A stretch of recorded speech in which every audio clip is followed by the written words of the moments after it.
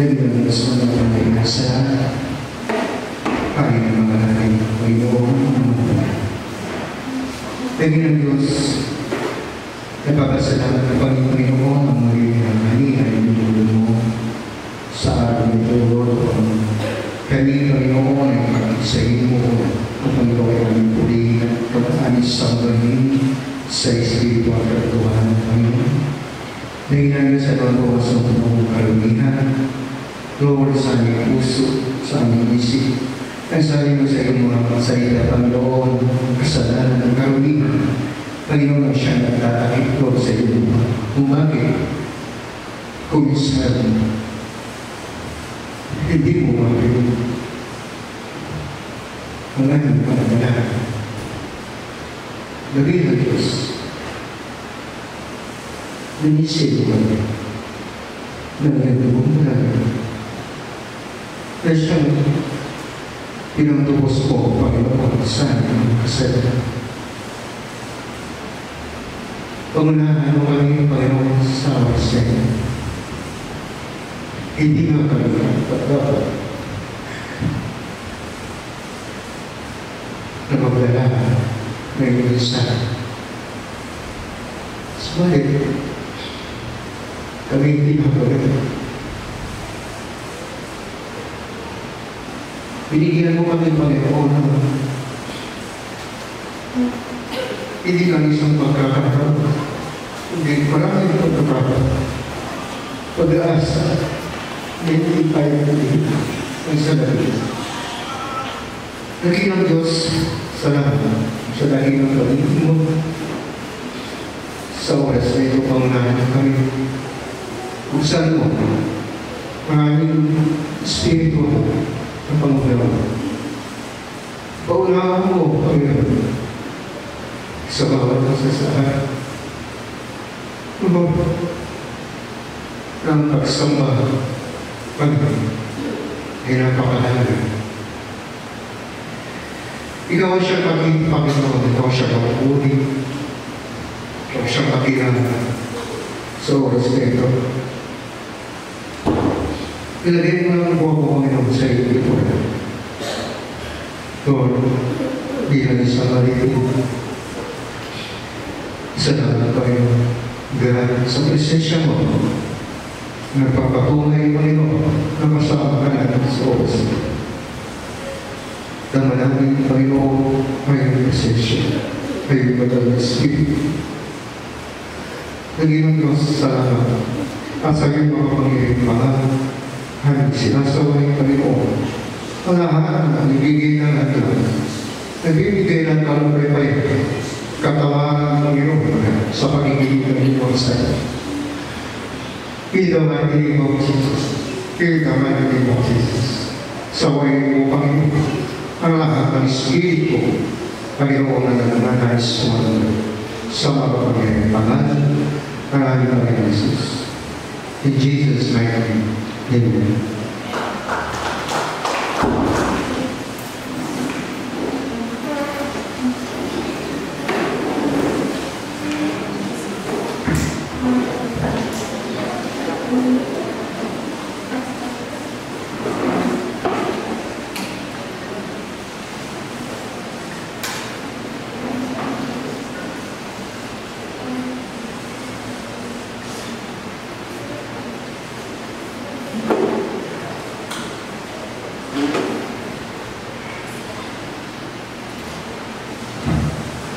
God is good, and all the time.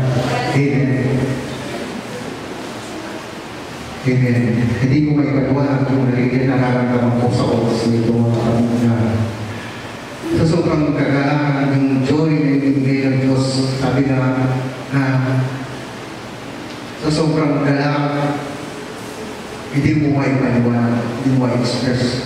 Amen. Bago po ako magpatuloy mga kapatid na nais ko ibigay ng isang mapagpalang hapon sa bawat isa na nandito sa lahat ng magagawa ng ating mahal na Panginoon. Sa ating mahal na pastor, sa lahat ng ating mga kapatid na nasa kanilang mga tahanan na sa oras na ito ng mga salita ng Diyos. Sa mapagpalang hapon, ang higit sa lahat, lagi kong ibigay pinakamaas na puri at sa ating ilang Diyos na mga pangyayari sa lahat. Isang malakas pong palakpak para sa ating lahat.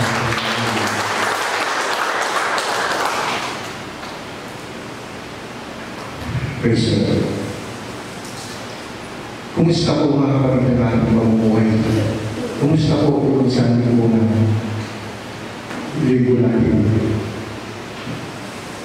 Amen. Mabuti po mga kapatid. Amen. Mabuti po dahil sa buong linggo na tayo ay iingatan ng ating mahal na Panginoong nandiyan kasama natin ang Diyos. Hindi lang sa araw ng linggo, kundi isang buong. Isang buong. Amen.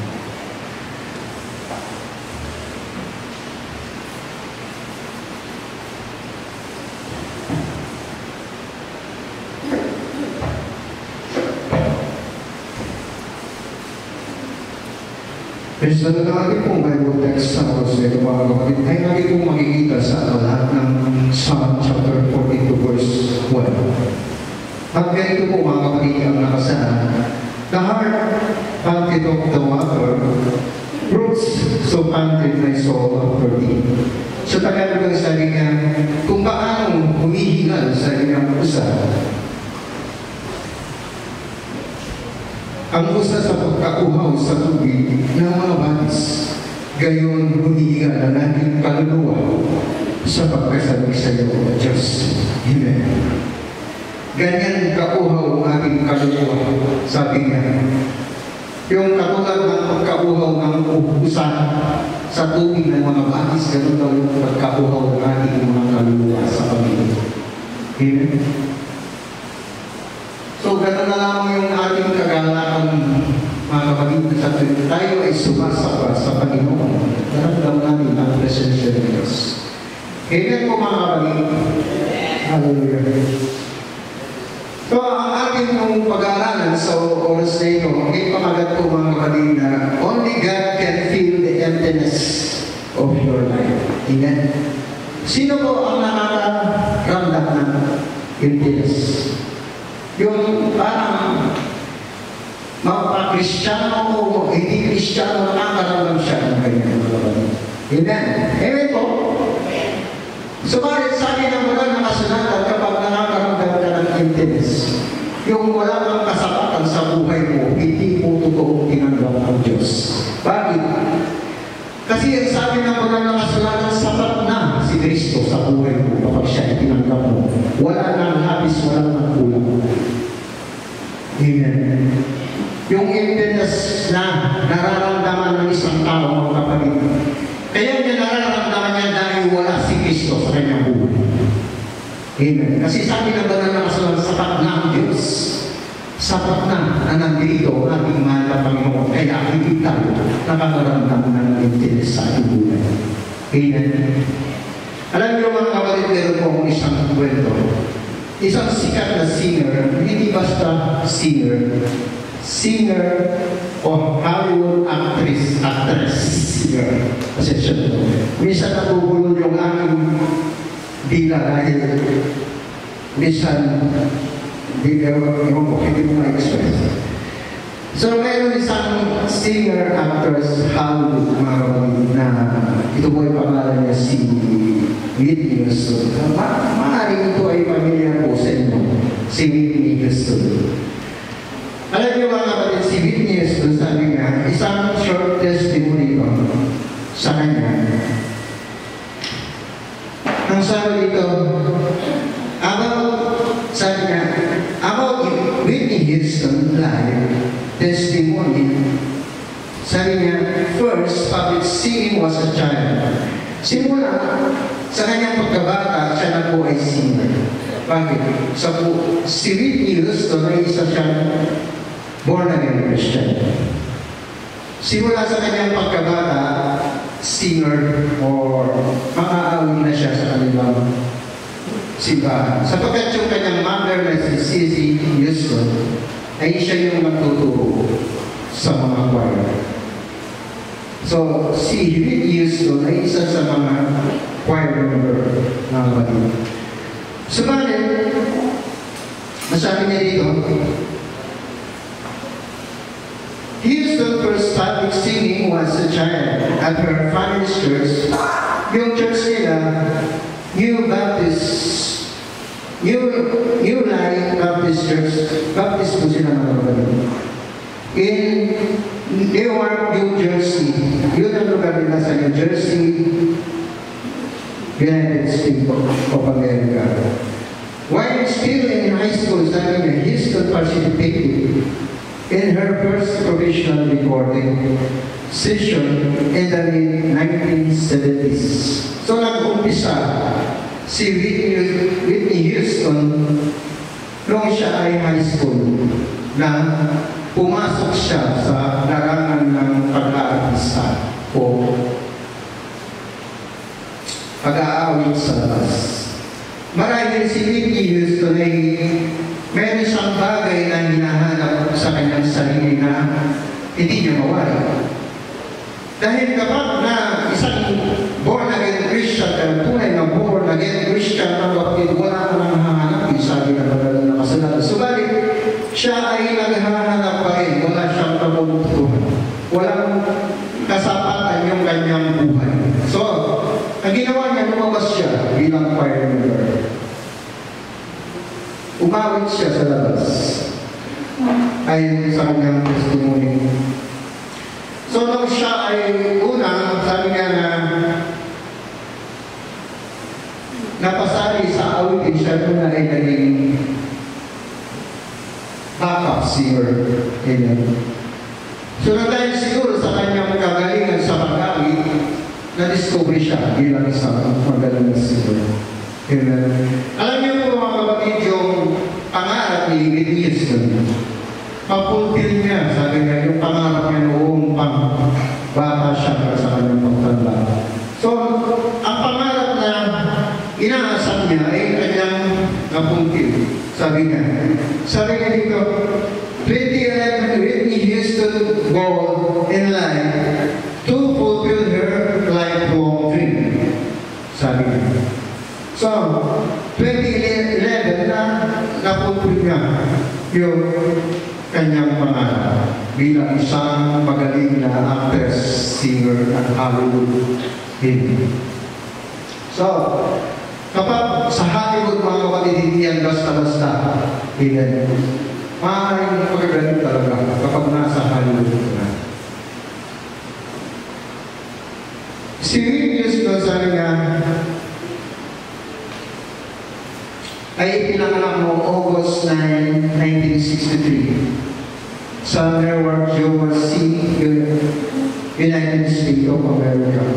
Namatay siya February 11, 2012. Pagkatapos na makampanya yung achievement niya at the age of 48 years old sa Beverly Hills, California, United States.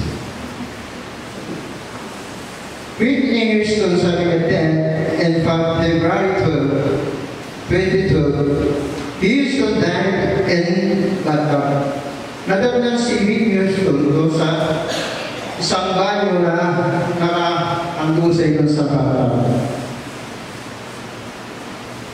At Beverly Hills Hotel, sabi nga, shortly before Davis Free Grammy Party, bago sabi niya, maganap yung Davis Spring Grammy Party. Pinauwihan ng buhay si Whitney Houston. Amen. Ano po yung cause nito? Bakit siya namatay? Ang sabi dito, sa kanyang sa statement ng mga nag-imbestiga, sabi niya, yung report niya na-release noong March stated that the cause of death was accidental drowning with heart disease and cocaine. Amen. Marahil,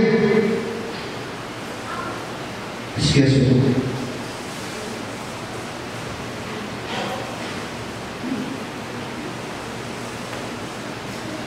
Marahil mga kapatid na sobrang paggamit niya ng droga, yung tinatawag na cocaine. Yun ang dahilan kung bakit yung kanyang puso ay tumigil. Heart attack siya sa sobrang paggamit niya ng droga. So natagpuan siya bago yung party nila, siya ay namatay doon sa isang bata. So mga kapatid, ano po ang aral na ating po mahulog sa oras nito? Si Whitney Houston ay isang sikat na singer-actress sa Hollywood. Napulfil niya yung inaasam niya, yung pangalan niya. So balik mga kapatid, yung emptiness. Amen? Na nandito sa kanya, mga kapatid, nakuha niyang mamatay. Pero yung emptiness dito sa loob-loob niya, hindi yun napuno.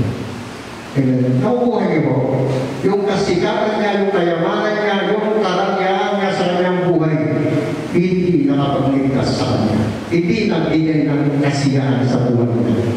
Maaari natin makikita na siya ay mga kapatid ay siya ay masaya sa buhay niya kung sa harap-harapan. Amen. So kapag ikaw ay nag-iisa, nandiyan na makikita mo yung kalungkutan na nararamdaman mo. Bakit? Sapagkat empty yung katawan mo. May bagay na hinahanap ang katawan mo. Ang sarili mo. Amen. So, bagaman mga kapatid, isa siyang sikat. Iniwan niya yung pagka-choir member niya. Ipinagpalit niya yung kasikatan na doon sa... Kung tutusin, hindi na siya empty dahil nasa Panginoon siya. Amen? Kasi kapag nasa Panginoon ka, hindi ka masasabing empty. Nasabi nga doon sa Psalm chapter 23 verse 5 na ang Diyos ang siyang pumupuno ng ating cup. Alam niyo po, mga kapatid, na kapag pinuno ng Diyos yung cup na yan, mga kapatid, umaapaw yan. Hindi kulang, hindi sakto, kundi umaapaw yan. Nasabi na Psalm chapter 23 verse 5.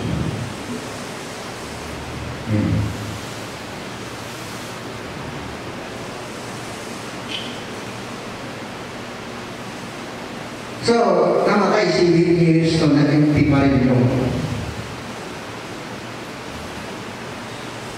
sarili niya.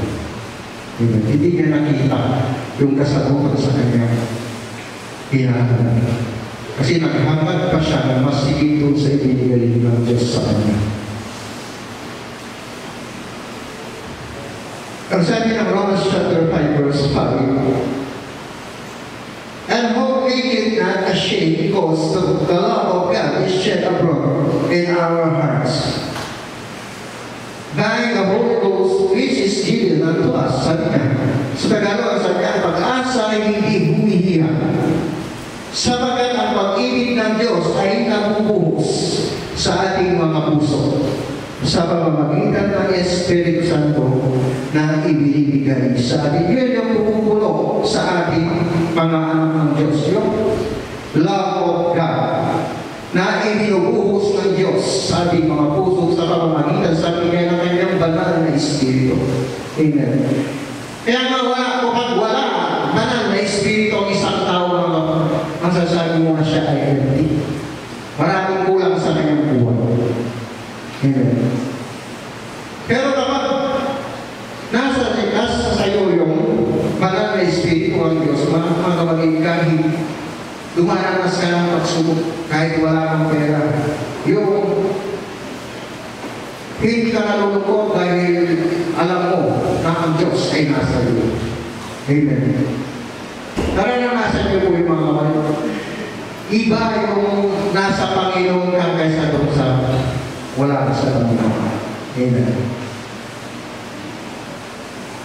Ano po yung pagkakaiba ng joy sa happiness? Tatanungin ko po kayo. Ano po ang pagkakaiba ng joy sa happiness? Ang sabi mo dito sa joy, sabi nga, ang joy daw is an inner feeling, happiness is an outward. Yung joy daw, ang kapatid, nasa ating kaloob-looban.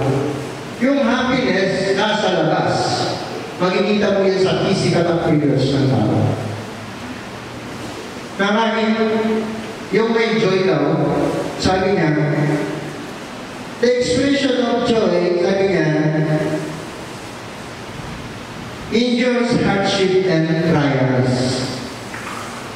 Kahit, sabi niya, kung may joy ka, kahit may trials, o ang pagsubok sa buhay mo mga kapatid, nandiyan pa rin ang kagalakan mo. Amen. Pero yung happiness, sabi niya, it is a temporary. Makikita mo isang tao na masaya siya ngayon, sumalit kamaya, hindi mo na makikita yung kanyang mukha. Amen. Iba yung joy sa happiness. Nakukuhay mo mga kapatid. Baka sabihin mo, magkaparehas lang naman yun. Hindi po. Yung joy, yun ay nagmumula sa Diyos. Yung happiness, kumisan na, di ba, sabi ko. Bahala na akong makita ng tao na ikaw ay masaya, pinapakita mo, bigas siya. Amen. Pero yung may joy, mga kapatid, kahit na may pagsubok yan, hindi mo makikita malulog. Hindi mo makikita na matulugay pa yan sa kanyang paglilingkod. Kahit tumaranas pa siya ng pagsubok, magbubo siya. Maglilingkod siya sa Panginoon. Amen.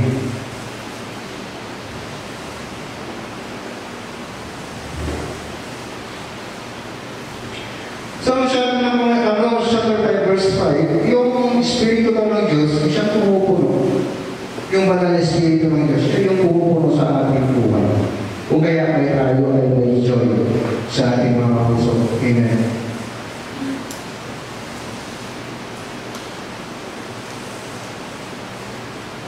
Second Corinthians, sabi nga,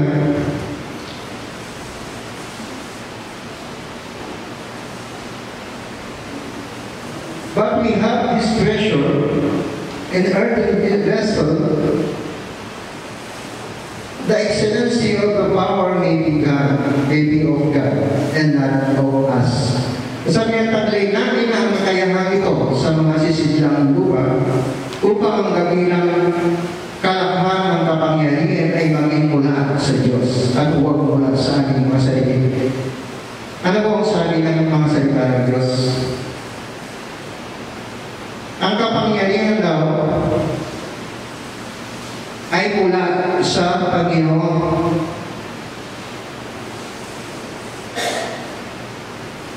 Yung dakilang kapangyarihan ng Diyos, sabi niya ay yun ang nahahayag sa kanilang sa buhay ni na Apostol Pablo at hindi sabi niya sa kanilang mga sarili. Amen. Kung isa mga kapatid,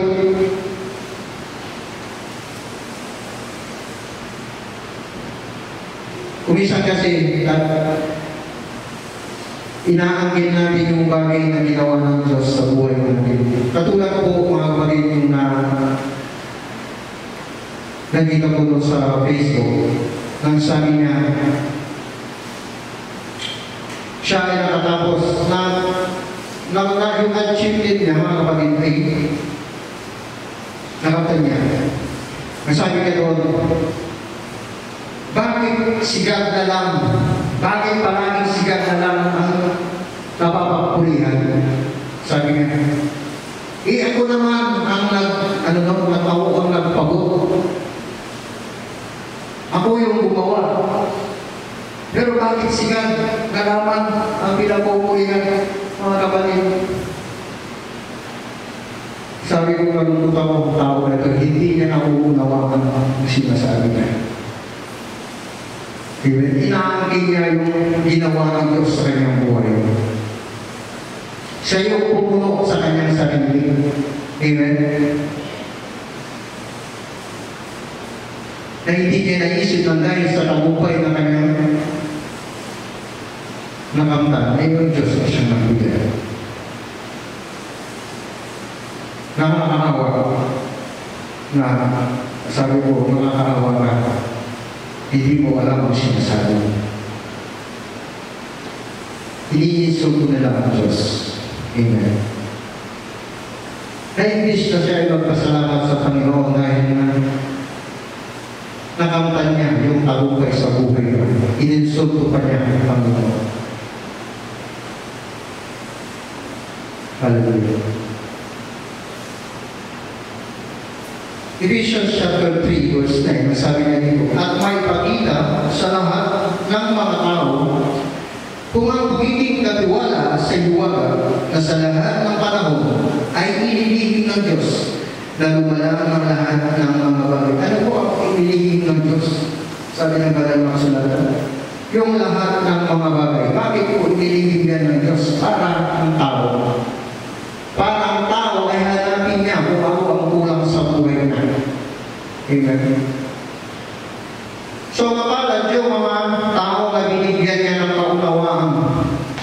Amen. Nakatulad natin na nandito ngayon. Sa dinami-dami ng mga tao na gustong maghanap, hindi nila mahanap ang Diyos. Amen. So, mapalad sabi niya yung taong nakasumpong sa Panginoon.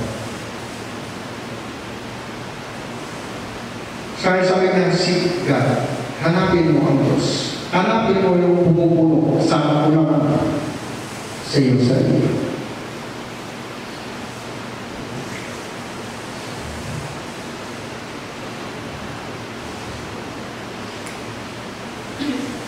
John chapter 5, 4 verse 5. Basahin po natin mga kapatid yung Samaritan woman. Kung paano ang Samaritan woman na ito mga kapatid ay meron siyang hinahanap sa kanyang buhay. Mayroong kulang sa kanyang buhay. So, hindi po yung disgrasya na sila ay pinagtampok ng Diyos. At ganito po mga kapatid. John chapter 5, 4 verse 5.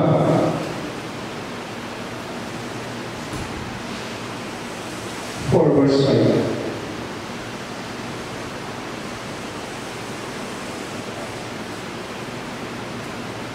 Sumapit na siya sa isang bayan ng Samaria na tinatawag na Sipa.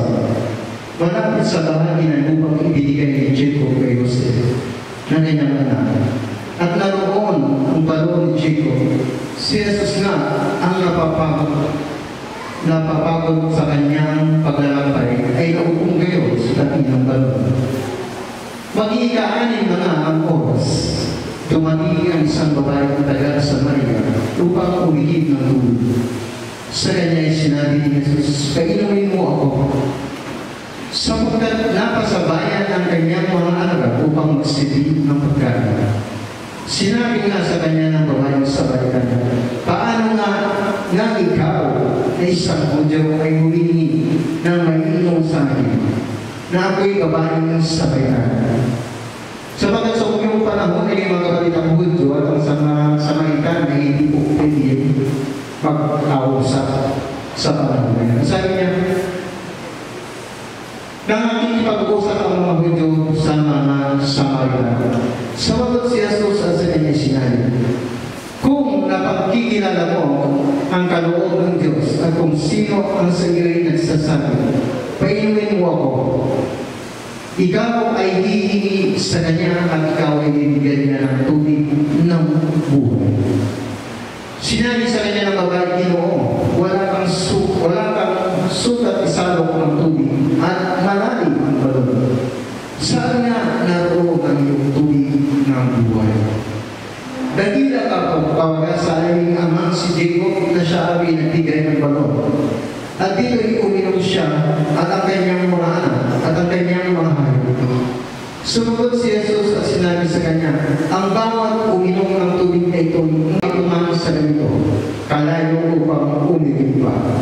Sinabi sa kanya ni Jesus, umayo ka, tawagin mo ang iyong asawa at pumayo ka.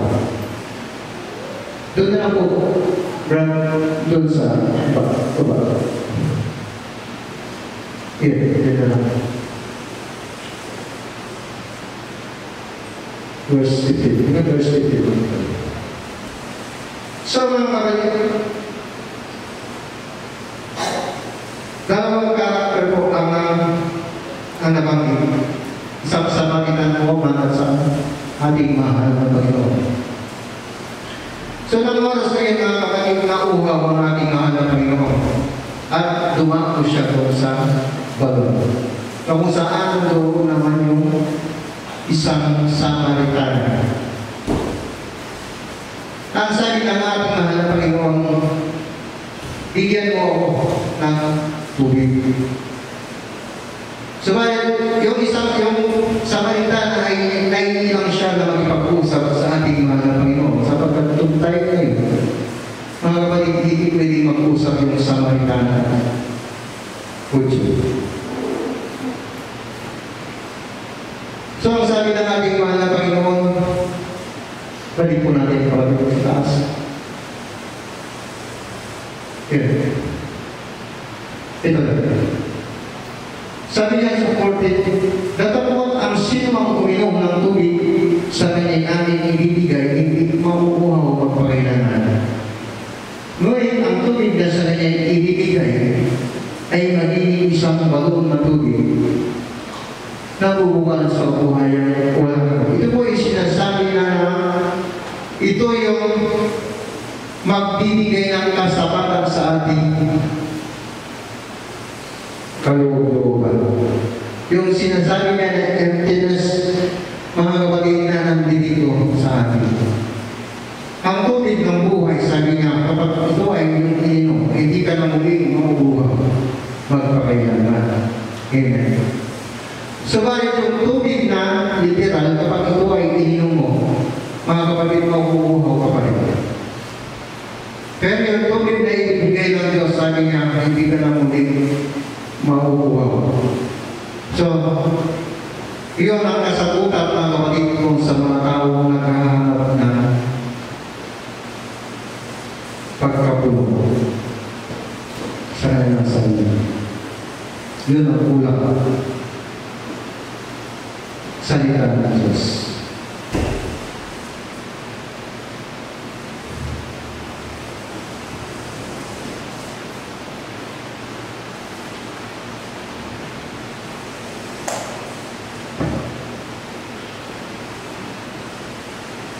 Matthew chapter 11 verse 29, ito po ang sabi doon. Ang sabi ng Panginoon, magsiparin kayo sa akin, kayo lahat na nangapapagal at nangabibigitan ng baba, at kayo aking pagpapahingahin. Pasahin ninyo ang aking pamako at mag-aaral kayo sa akin, sapagkat ako'y maamo at mapagpapabawang puso. At masusumpungan ninyo ang kapahingahan, sabi niya ng inyong mga kaluluwa. Amen. Sabi ng Panginoon, halika kayo, sabi niya. At kayo'y aking bibigyan ko kayo, sabi niya, ng kapahingahan ng inyong mga kaluluwa. Amen. Hindi natin nasasabi na maswerte tayo, kundi tayo po ay mapalad sa mga lahat ng mapalad. Dahil tayo po ay nakasumpong, mga kapatid, ng kasagutan sa ating mga katanungan. Amen.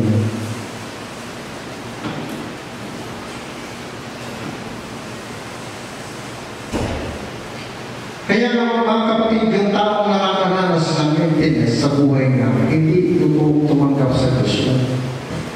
Naniniwala po kayo, hindi totoong tumanggap ko. Kahit siya ay naglilingkod sa Diyos, kahit linggo-linggo, umatin siya sa mga Bible study, mga klase ng gawain. Mga gawain, kapag yung emptiness na sinakulang pa rin sa buhay mo, naghahanap ka pa rin ng mas sigit sa buhay mo, mga gawain, hindi mo totoo tinanggap ng Diyos. Dahil sinabi ng banal na kasulatan, sapat na si Jesus sa buhay natin. At nasa kanya, yung banal na Espiritu ng Diyos na siya nagbibigay ng kasapatan sa buhay niya.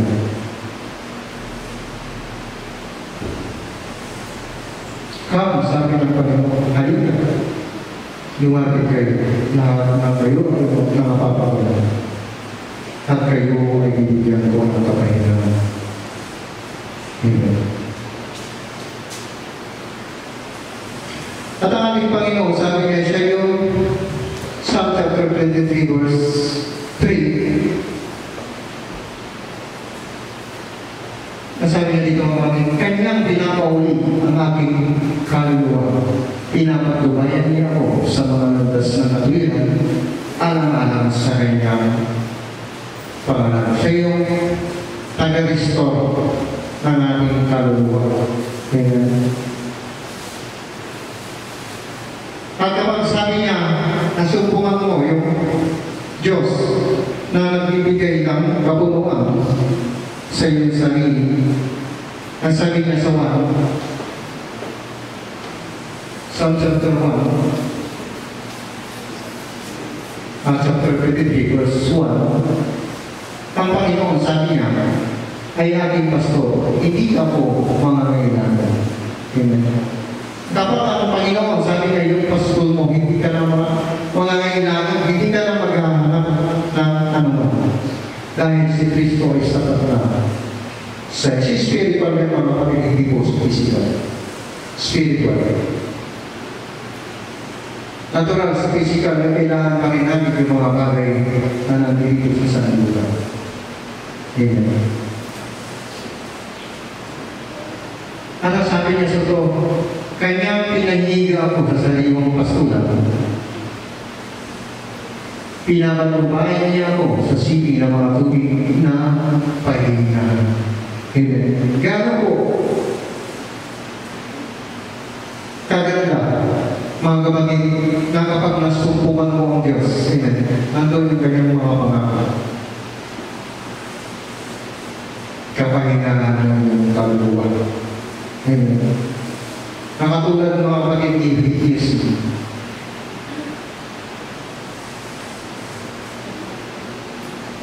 Nakamtan niya yung tagumpay dito sa mundo, pero yung hinahanap niya na kulang sa buhay niya, hindi niya nasukuman.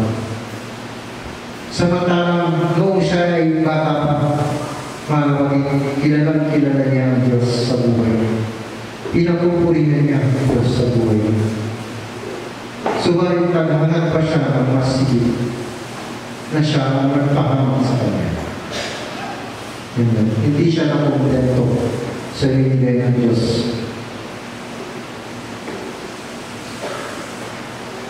Biro mo yung kasikatan niya, sikat na siya sa Hollywood.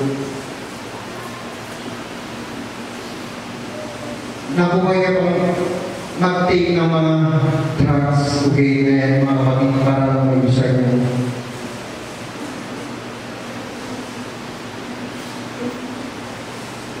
Kailangan niya. Pero hindi yung naging kasagutan, mga kapatid.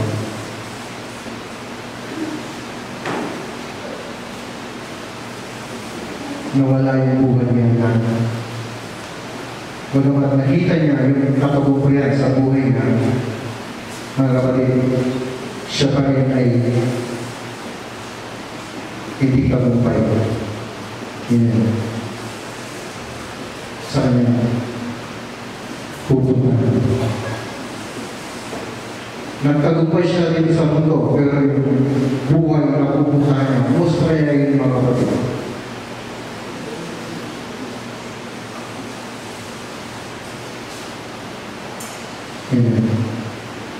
Hindi ko masama ang maghangad ng katagumpayan kung ito ay nasa kalooban po ng Panginoon.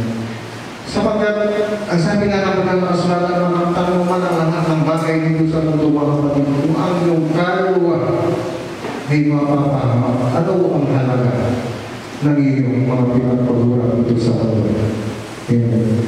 Marami na akong narinig na sinasabi nila, bakit ganyan? Puro ano na lang, makasalita lang ng Diyos.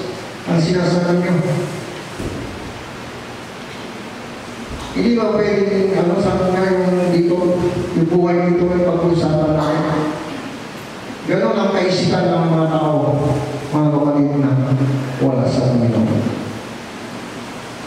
Yung temporary buhay dito sa buong mundo ito, hindi na panigila sa ibinigay ng Diyos sa kanila. Amen. Napakaganda sana kung wala ng kamatayan ng tao. Kung ang buhay sana dito sa mundo ay panghabang buhay ng mga kapatid, hindi na tayo maglilingkod sa Diyos. Pero hindi. Mga kapatid, lahat ng bagay dito ay temporary lang. May hangganan ang lahat ng bagay. At ang tanging kasagutan namin yan ay ang ating mahal na Panginoon. Amen.